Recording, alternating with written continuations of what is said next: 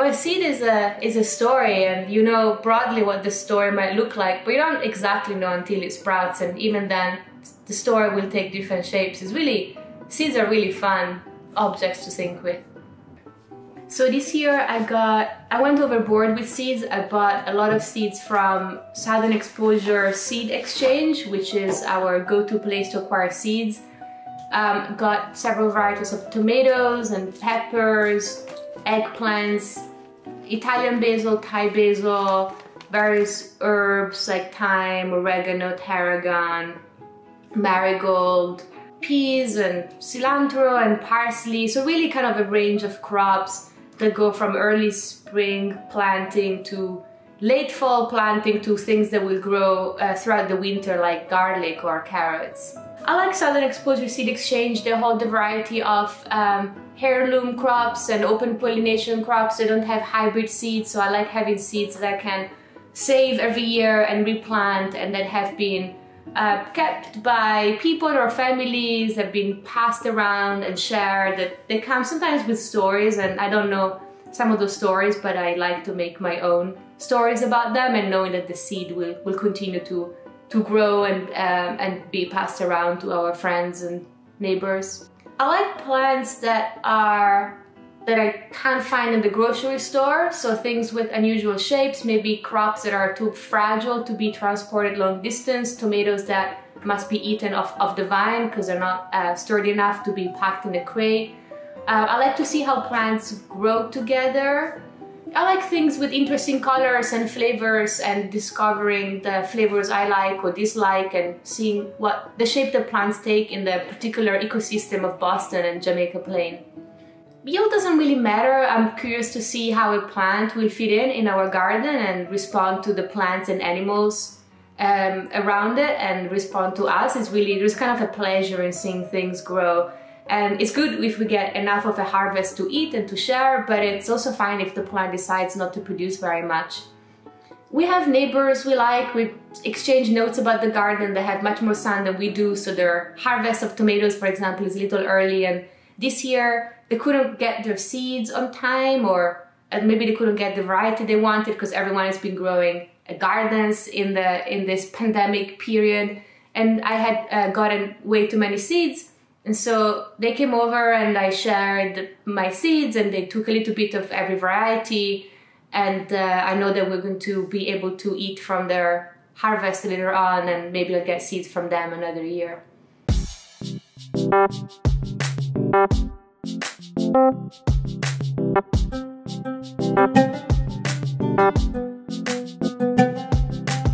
Hey everyone, Benjamin Siegel here, and welcome back to Taste, Culture, and Power.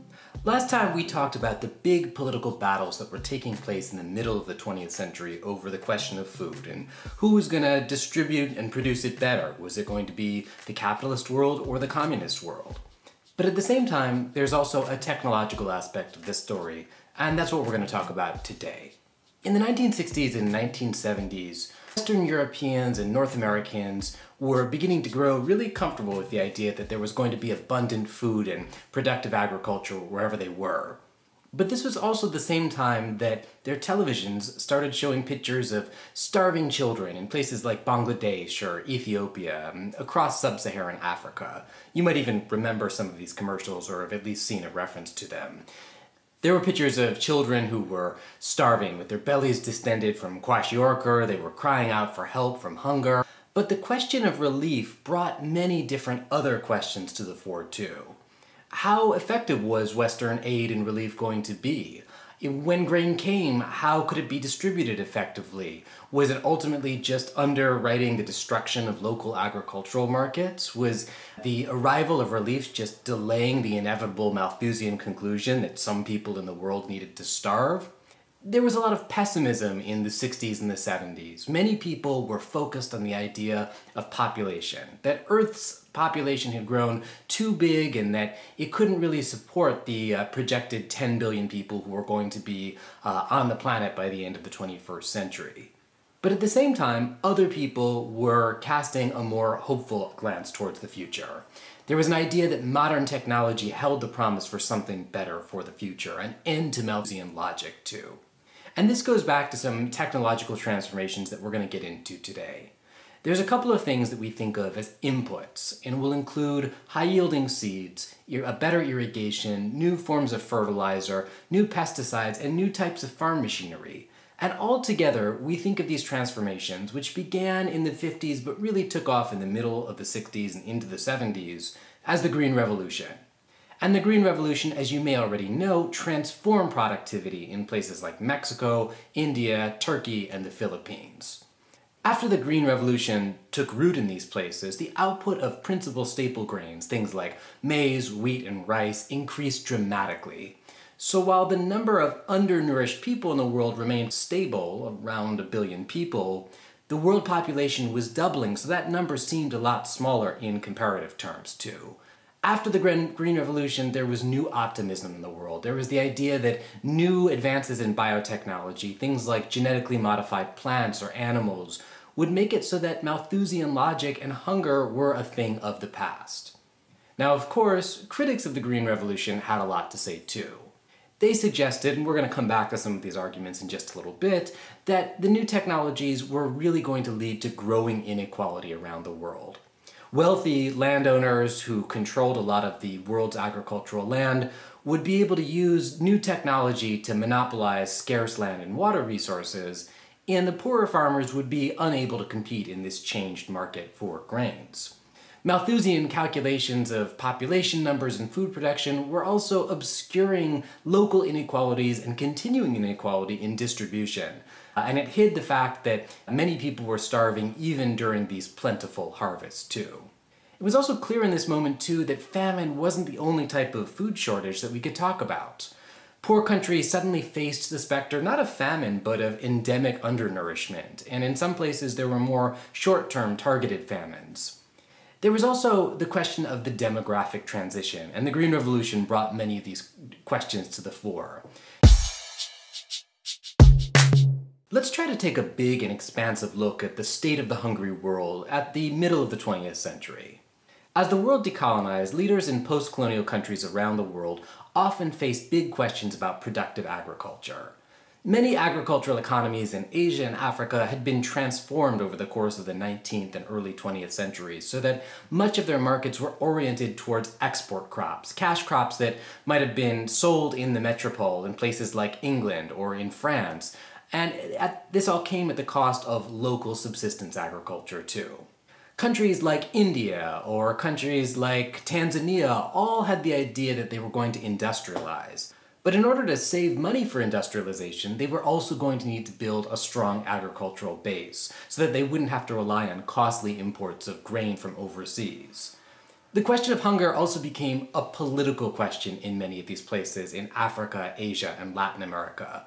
If peasants didn't have enough to eat, then there was no question of political stability. And of course, for observers in places like Washington, there was always the threat of communist or socialist insurrection in places where supplies were scarce. The world was hungry in this period, and post-colonial leaders staked a lot on their ability to meet that demand. But politicians didn't always have the answer. There were big technological concerns and questions about how land could actually be made more productive. At the same time, agricultural modernization raised all sorts of new questions. Would agricultural technologies lead to an increase in inequality? This was particularly prominent in places like India. And of course, all of this was tied into the Cold War, which we discussed last time. The question of where post-colonial countries were going to get their aid or their assistance or their technology or their agricultural help from, was it going to be Moscow or DC, was deeply important for many of these countries too. And in the background, there were institutions like the World Bank and the International Monetary Fund, all of which were particularly interested in arranging or helping to influence the dynamics of internal economies. So this is where the Green Revolution comes in. And we're going to talk about two countries today where the Green Revolution was particularly profound, in Mexico and India. And then we'll also talk a little bit about what happened in Africa, because it provides an interesting corollary. Again, when we think of the Green Revolution, and it's a diffuse term, we should think of a couple things. We should think of improved seeds, so varieties that can produce more, that are more resilient. We can think about fertilizer, which helps plants grow better, pesticides, which keeps bugs and insects off crops, and irrigation, We tend to think of these things as a package deal. They only work when all of them come together. But there's also a dynamic in the background, and that's the social dynamics of agriculture, what it actually takes to meet the challenges of poverty and hunger, and those are not always technological inputs. So Mexico and India, which are really the case studies for agricultural modernization through the Green Revolution, had all staked their 20th century history on questions of peasant and agricultural mobilization. So if we think about the Mexican Revolution, Emiliano Zapata's revolution in 1910, if we think about Mahatma Gandhi's nonviolent independence campaign, all of them were really tied to the ideas of what the peasants would do in a national economy. And so it's probably not a coincidence that Green Revolution transformations were so profoundly transformative in these two different places. We have to think about the transformations in plant breeding over the course of human history to really understand what happens in the Green Revolution. Certainly the peasant cultivators who helped to bring strange wild grasses into regular crop rotations and turn them into things like modern wheat or corn or rice deserve some of the credit in this story too. By the late 19th century, breeders and scientists in the West, but also in Japan, were beginning to learn the basics of plant breeding, how you could take crops and select for certain desirable traits too. This 19th century formalization of agricultural science took place around the world, but it had particular nodes. It took place again in Europe, in the United States, and also in Japan too. By the dawn of the 20th century, we knew that you could create more through plant breeding. By using hybrid seeds, and this was usually in things like maize or wheat, later on in rice, you could get more crop from the same amount of arable land too. By the 1930s, you could buy hybrid seeds in the United States too. And shortly afterwards, the United States enlisted the help of the Rockefeller Foundation to develop hybrid seeds that could grow in Mexico. They initially discovered that the seeds which did really well in the United States actually didn't do that well in Mexico. They weren't suited to Mexican soil or climate condition. So they sought to recreate selective breeding programs in Mexico with native samples. And they did that at Mexico's National Agricultural School in a place called Chapingo. By the end of the 1940s, scientists working with the Rockefeller Foundation in Mexico on behalf of the United States had developed high-yielding strains of Mexican maize and a couple of different wheat varieties that were resistant to rust epidemics, which would torch an otherwise productive crop. Then those scientists also learned how to use other inputs to maximize the gains that they would get from those seeds. They took advantage of new damming and irrigation technologies, chemical fertilizers and pesticides, all of which boosted productivity. Eventually, these scientists working in Mexico were so successful that they had a problem. Some of these plants, when they grew this productively, actually fell over. And so they moved to a dynamic where they promoted the breeding of dwarf varieties, a little bit shorter to the ground and more able to sustain the weight of a productive harvest.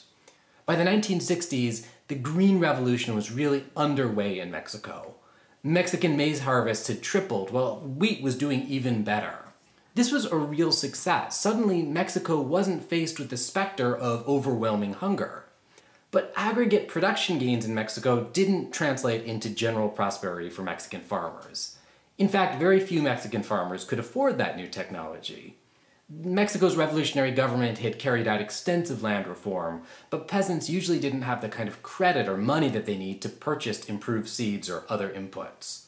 Hybrid maize also had another problem. It required new seeds every year. The leftovers from a previous generation actually became less productive with each successive generation.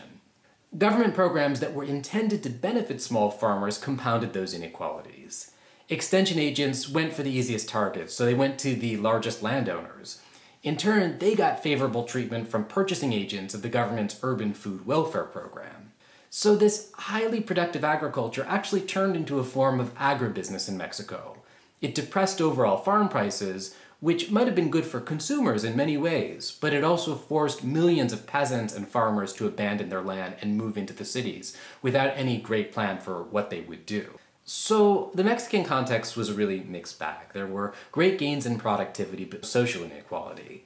And actually, the same story took place right after in India. India adopted Green Revolution technologies in the 1960s in a moment of desperation. They brought in a lot of the same technologies and breeding programs that had been undertaken in Mexico and also to a lesser extent in the Philippines in the context of political transformation in the middle of the 20th century. Green Revolution technologies really took root in certain provinces but not others. So places like Punjab, in the south in Tamil Nadu, and to a lesser extent in Bengal. And in all of those places, peasants were the beneficiaries not just of the new technologies, but of older transformations to agriculture and irrigation as late as the 19th century. The Indian scientists, assisted by their foreign counterparts who developed improved wheat varieties, took local Indian strains and they crossbred them with Mexican strains, coming up with really strong varieties that were well suited to certain Indian soil conditions. After undertaking a wheat breeding program, they turned their attention to rice, and they brought in some of the miracle rice strains that had been grown and bred at the Rockefeller-supported International Rice Research Institute in the Philippines. And those crops, in fact, were based on earlier varieties which had been bred for the first time in Taiwan in the 1940s. In some places, again, these technologies did really well. In Punjab, it was actually broadly a success story initially.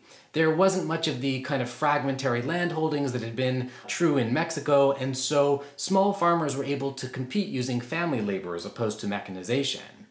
But other regions of India, as they reaped the benefit, also had social inequality to work about too. In places like West Bengal and in Tamil Nadu in the south, there was revolutionary violence that took place as smaller farmers found themselves unable to compete with these very productive farms too. Some states, like Maharashtra in India's west, which didn't really have good irrigation, had droughts to worry about, and so they didn't have any of the productive gains from the Green Revolution.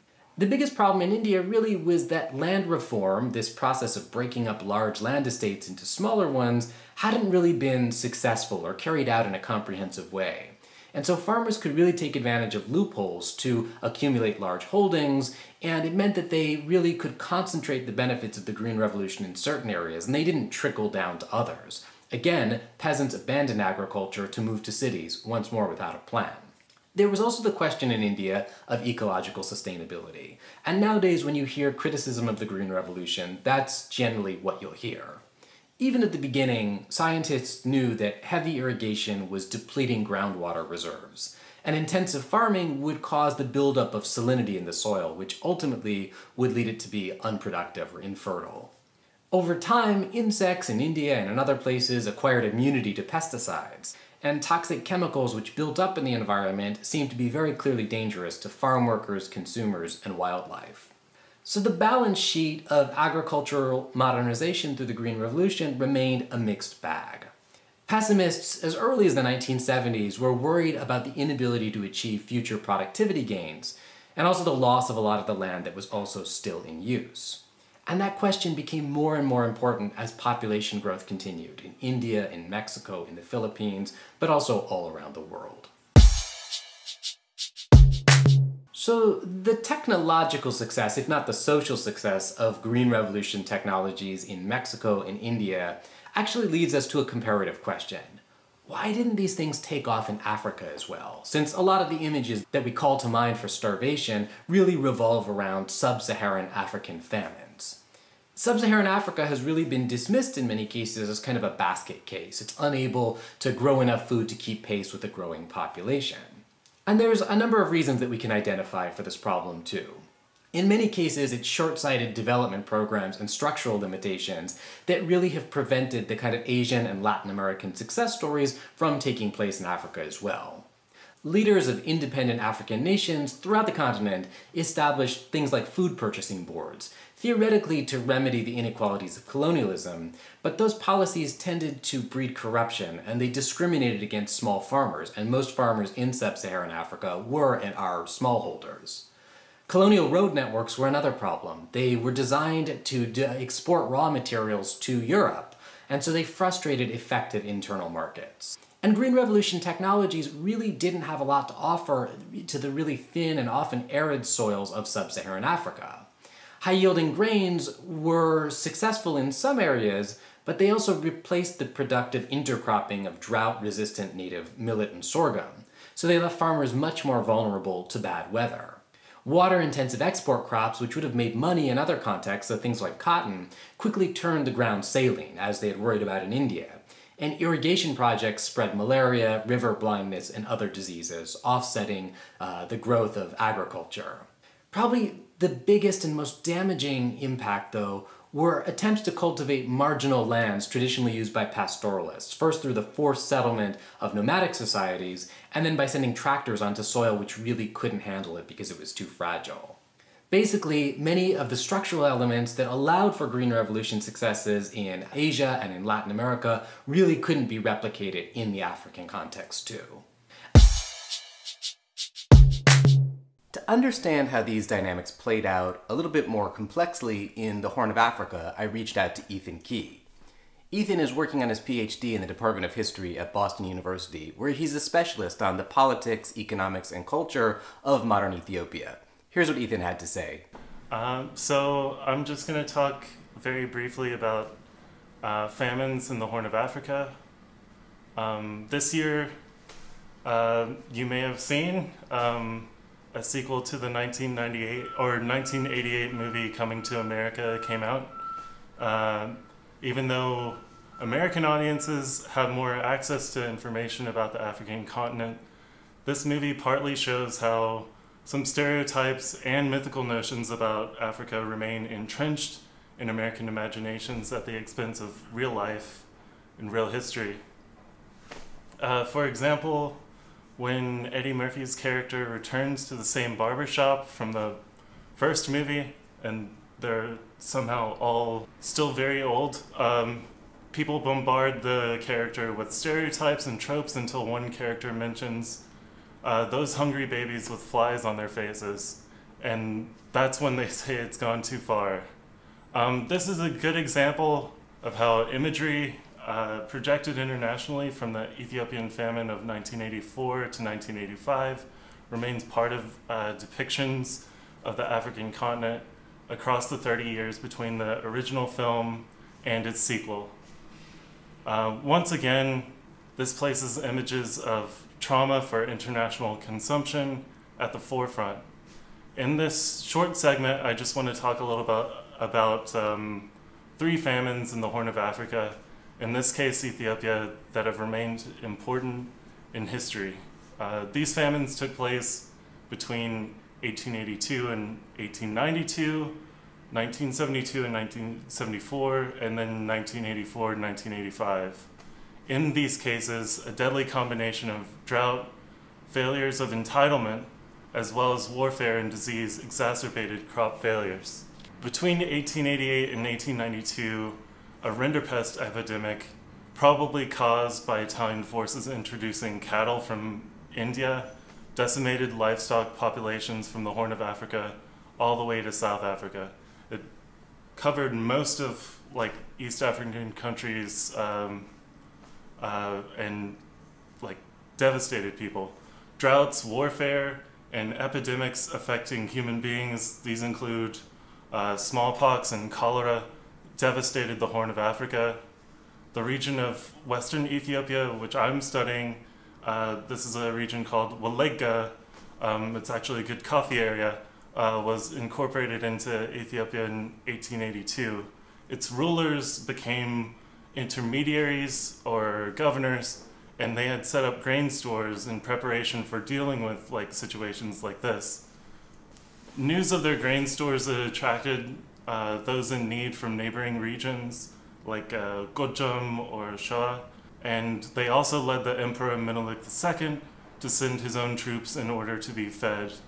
According to the Chronicle of Governor Kumsumuroda, this process of feed for me continued for 4 years. Every living thing suffered. Rats destroyed seeds before they sprouted, and birds destroyed the seeds that escaped from the rats. Quartering troops in the area not only depleted stores for the community, but they also became a way to shift kind of semi-independent rule based on tribute to a more direct rule oriented to the center of the empire.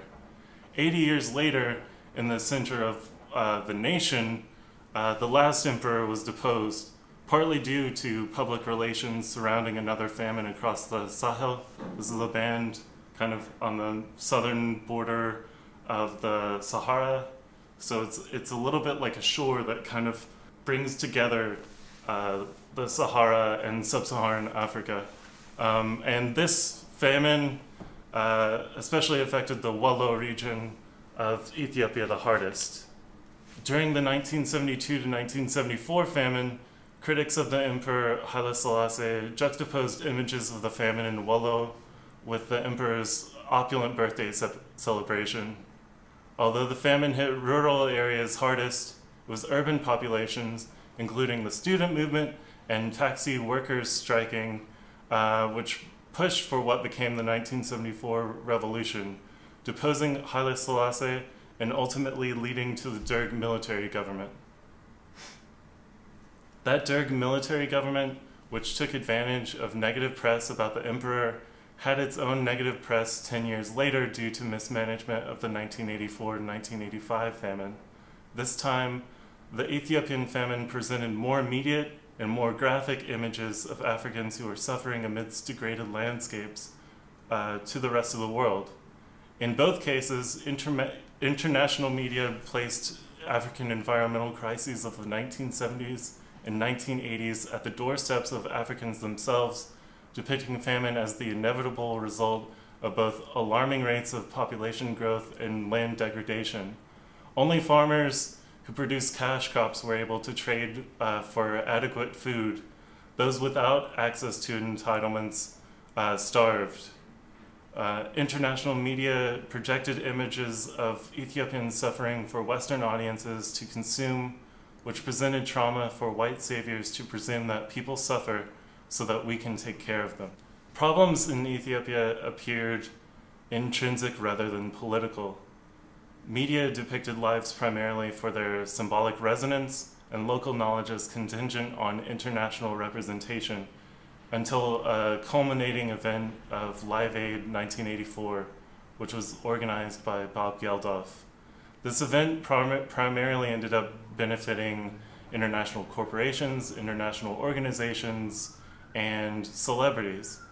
Wary of giving money to the Derg government, aid also shaped relations between armed opposition forces, namely the Eritrean People's Liberation Front, or EPLF, which is important for shaping the current government of Eritrea, and the Tigray People's Liberation Front, which until 2018 was the major ruling party in Ethiopia. Both of which at the time were not only at odds with the Derg, but also with each other. The EPLF forced the TPLF to establish an alternate supply line to receive aid through Sudan. This famine left 1 million people dead, which returns to the prevalent image of starving African people as a way to prioritize well-intentioned international ignorance at the expense of local knowledge. Moreover, it returns to the important issue of entitlement. Who gets access to food and in what way?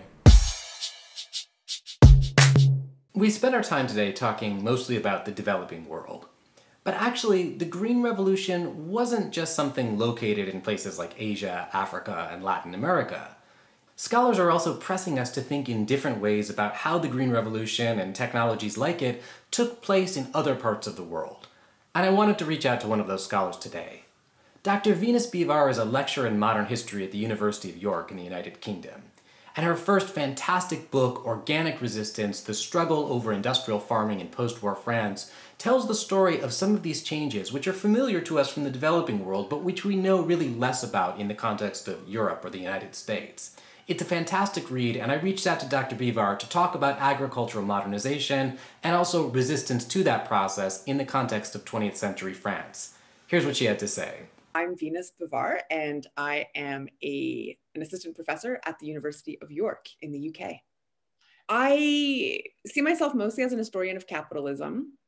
When I was hunting around for a dissertation topic, I started thinking about US foreign policy in France and thought I was going to write about the Marshall Plan. And in my preliminary research, realized that I was interested in what the Marshall Plan was doing in rural France and with agriculture. So there are all kinds of really shady trade deals between the United States and France, between the United States and all Marshall Plan recipients. Oftentimes people don't associate capitalism with farming, right? We often think that capitalism is about the transition out of farming and into industry or the service sector.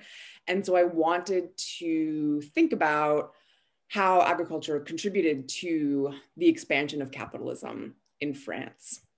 So the book is broadly about how France turned its agricultural sector into this massive powerhouse. France, by the 1970s, was the world's second largest exporter of agricultural goods. France was making so much money off its agricultural exports that ministers in the government actually referred to the agricultural sector as the green gas of the French economy. So they thought about it as their own sort of oil sector.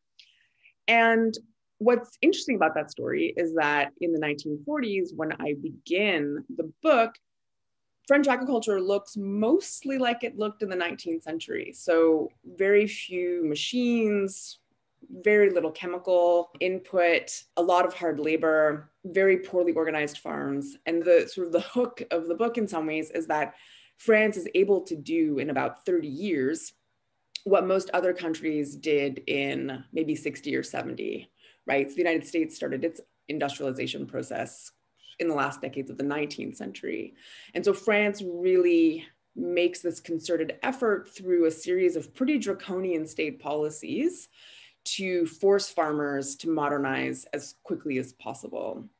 And then the pendant to that story is a story about resistance to that modernization and the rise of alternative forms of agriculture. So organic farming is probably what most people are familiar with when it comes to alternatives to industrial farming, but there were other alternatives as well, biodynamic farming, which came from Austria, and various kinds of forms of resistance to this process.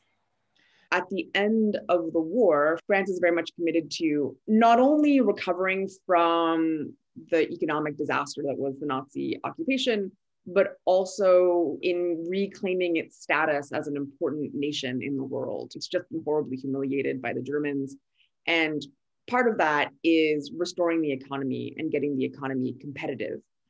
And one of the things that any country has to figure out in that scenario is, what is it going to sell to people outside of France in order to earn hard currency on foreign markets that they can then use to buy the kinds of industrial inputs that they need to build things like car factories and watch factories and housing. And because France was still so agricultural in this moment, it was thought that maybe farming could be the thing that France could turn into its massive money-making export. And plans were discussed, and it wasn't really until European integration became something that people could trust in on the horizon, right? So in the first few years, people are talking a lot about European integration. It's not clear what that's going to look like. But once it does become clear by the mid-1950s or so that this is happening, then the French really double down in their negotiations and demand a lot of concessions for agriculture. And the usual story that gets told about European integration is that the Germans use their leverage to get concessions for industry, and the French use theirs to get concessions for farming. Of course, nothing's quite that total. So the Germans had a really powerful farm lobby in Bavaria that was able to gain some concessions for itself in the same way that France also was invested in furthering its industrial sector. So it's not 100% true, but broadly speaking, that was the compromise that was reached. My favorite historical source that I worked with for writing the book was a collection of letters that farmers wrote to the state. The state was intervening in the real estate market to make decisions about who should be able to have access to farmland.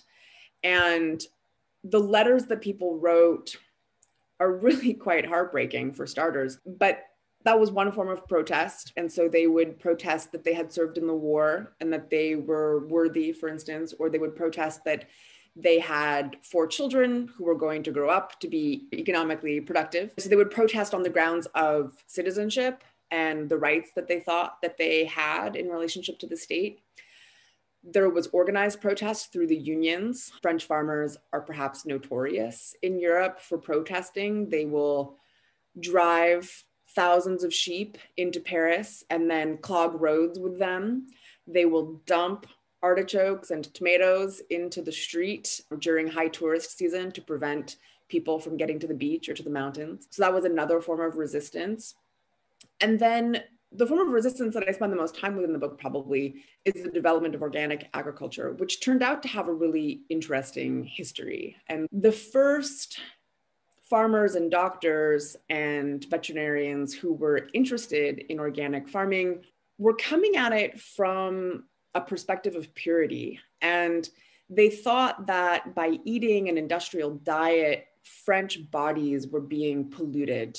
And they thought about it in terms of race and the protection of French civilization, the protection of the French race, and that through the consumption of organic foods, they'd be able to reestablish the strength, the purity, the glory of the French body and the French race. And that was an unexpected find, since I think most of us associate the organic movement with the political left. And so I trace in the book how it has these neo-fascist, eugenicist beginnings, and some of these people actually did serve in the fascist French government in the 1930s, and how it gets to this point by the 1960s or 70s when it's aligned with a nascent environmentalist movement and a radical leftist green politics. That's something that moves from the right to the left in this period. And so it's no longer about race. It is still about having a clean body. So I'm always really fascinated by this talk about clean eating as though food could be dirty. So that's one through line.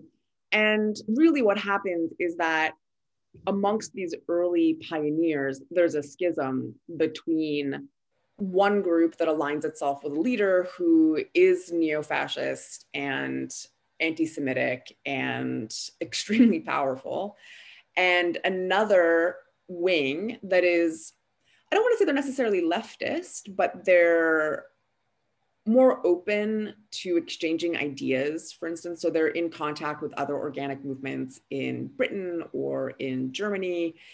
And as that side of things evolves, they do become more interested in environmentalism and more interested in leftist politics. And I think ultimately the growth of the organic movement comes down to rising awareness about the environment and concern amongst consumers about what it is that they're eating.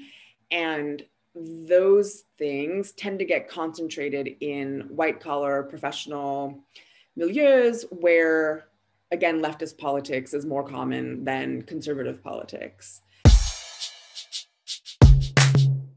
Largely, this focus on quality in French food comes out of a crisis of surplus production, if you can believe it. So already by the late 1950s, there are certain sectors that are overperforming. And so the French have to figure out, what are we going to do with all of this extra stuff?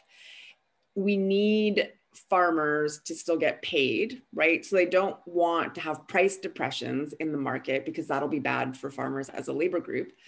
And so they start thinking about how to market higher priced food items that will allow farmers to maintain their incomes while producing less stuff. So if you can sell less stuff for more money, you'll even out in the end.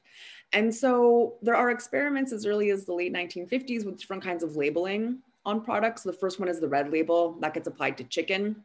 And it just snowballs. And as I'm sure a lot of France is very well known for having these, I only know how to say it in French, but the apologie, right? Where something comes from becomes something like a patent for that food product. And I think there's an assumption that that is an old and steady system. And it is an old system. So it comes into being in the late 19th century for things like champagne and cheese. But it doesn't really go anywhere for a really long time.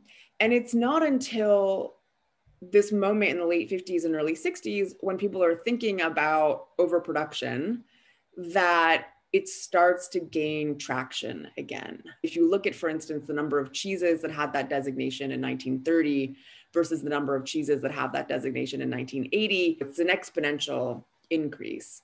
A lot of it is really about trying to make the same amount of money on the market while producing less stuff, which is a really unglamorous and unromantic version of where this reputation for quality comes from. I also think there's a cultural aspect to this as well. You've got Julia Childs traveling to France in the 1950s and living there and writing cookbooks and creating an image of France for American consumers.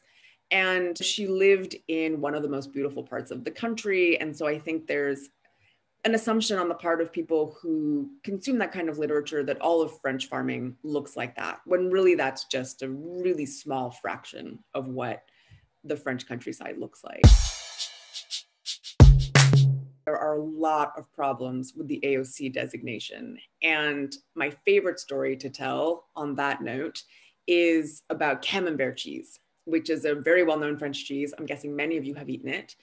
And it has an AOC designation. So Camembert is supposed to be produced in a part of Normandy. Not only does that designation require the product to be made in a certain location, it also requires the product to be made in a certain way. So there are rules about the production process itself. Now, the biggest dairy company in France is Lactalis. It's actually one of the three, I think, biggest dairy companies in the world, just after Nestle. And they own a brand called President, which I'm sure you've seen in lots of American supermarkets. And President wanted to make AOC Camembert cheese because it makes more money on the market. But they couldn't scale up the production without having to use pasteurized milk. And according to the AOC rules, you're not allowed to use pasteurized milk to make Camembert. And so there was a huge fuss about this, and it took years and years, but in the end, President won. And so President now has the right to make AOC Camembert with pasteurized milk at an industrial scale. And so at that point, what does the designation mean? And I think that there's a backlash against that in France, as well as in Italy. And so there are now other kinds of designations that farmers are coming up with that are ultimately more meaningful, perhaps, than the AOC label when it comes to production conditions. And the first example that comes to mind would be natural wine. So rather than getting your wine designated as organic or getting it designated as an AOC sort of location patent, that natural wine is a much more stringent set of restrictions that eliminates all use of chemicals, because there are all kinds of runarounds in the AOC and the organic certification process that natural wine has completely dispensed with. If you're, a hardcore foodie, or if you belong to the slow food movement, then that's the kind of thing that you'll be seeking out instead of these AOC designations that really at this point are about marketing more than anything else.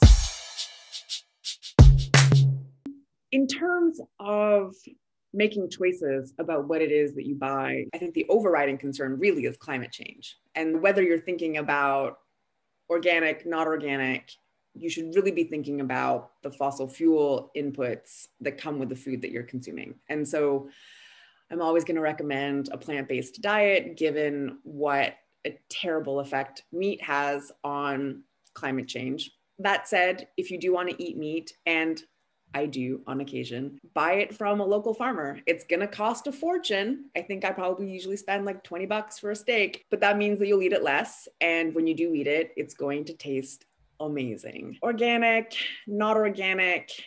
It's so difficult because organic can be scaled up and it can be just as industrial as non-organic food. If anybody's interested, there's a great book about this called, Agrarian Dreams, I think, by Julie Guthman.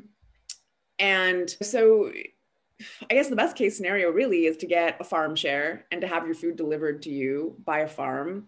That's not always convenient, and sometimes it's more expensive. Yes, those may be like my two things in preferential order. So think about your carbon footprint when you're eating, and then also try and support some form of local agricultural production and have a connection to people that are making your food. And in terms of dispelling the romanticism of small scale production, I worked at an organic farm when I was in graduate school, thinking that I should get some practical experience. Romanticism aside, there is something about the kinds of community solidarity that you can build both through shared labor, but then also through having a connection with the people who are buying your products. So we would usually have a farm dinner maybe once every other month, in which people who belonged to the CSA would come out to the farm and we would all barbecue and play frisbee. And I think that ultimately that's what that romantic wish is about. It's about wanting to have some kind of connection to the production of food, some kind of connection to a green space, to the land. And I think that you can achieve those things without having to rely on fantasies. You just have to be very deliberate and quite critical when you're seeking them out. So to wrap things up, let's back up a little bit and go back around 200 years ago when we think about Thomas Malthus and his essay on the principle of population. He spelled out, again, 2 centuries back, that precarious balance between population growth and food production. And that's something that agricultural planners had as a mantra for many years. The Green Revolution seemed to mark an end to that kind of thinking, a possibility that agriculture could finally take off in a geometric way, like population growth did too. And in some ways, the Green Revolution really was a sign of success. It was an end to Malthusian logic. But at the same time, it wasn't a cure-all. It had massive social inequality and political inequality that it engendered, and it didn't take place in all places equally. We can think of the Green Revolution as a qualified success. It offered a lot of gains to certain populations, and it's absolutely something that helped stave off massive famine and malnutrition. But it didn't fix all the world's ills, and in fact, it exacerbated a lot of them. We're going to come back to some of the ways in which the Green Revolution and technologies like it engendered some of the contemporary world's agricultural and nutritional problems. So stay tuned. For now, let's leave it there. See you next time.